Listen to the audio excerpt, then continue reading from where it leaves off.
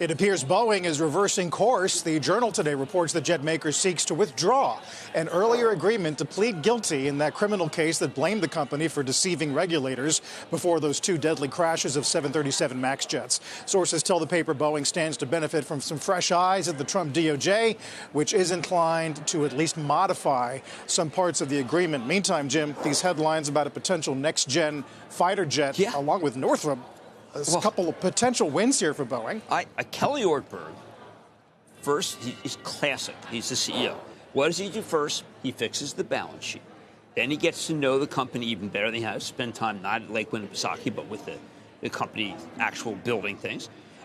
Then he goes to China. Things are better. Well, the team goes to China. And now this is very logical because I think that if you win that plane that we already announced and another plane, why wouldn't this Justice Department change their mind? Remember, this is a different Justice Department.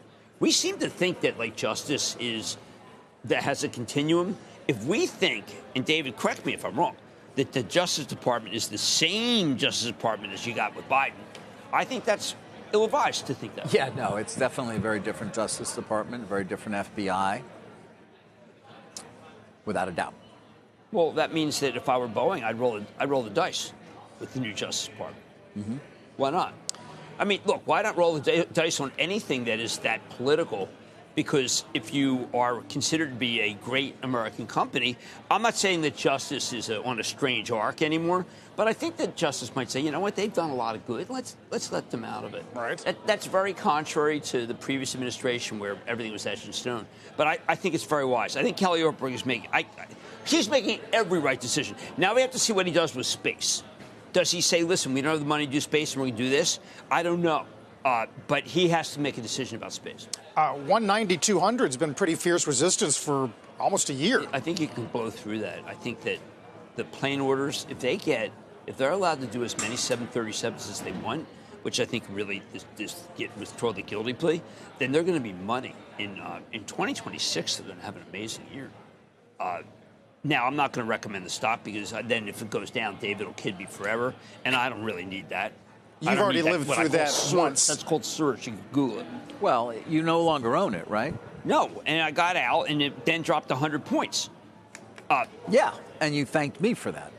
What?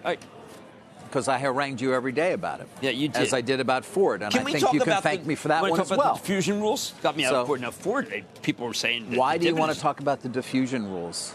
What was on our list of things to talk about? Oh, I see. So you're moving on from Boeing.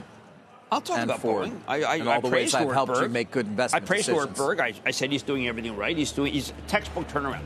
By the way, because I think David loves transitions, so I'll give him a little transition.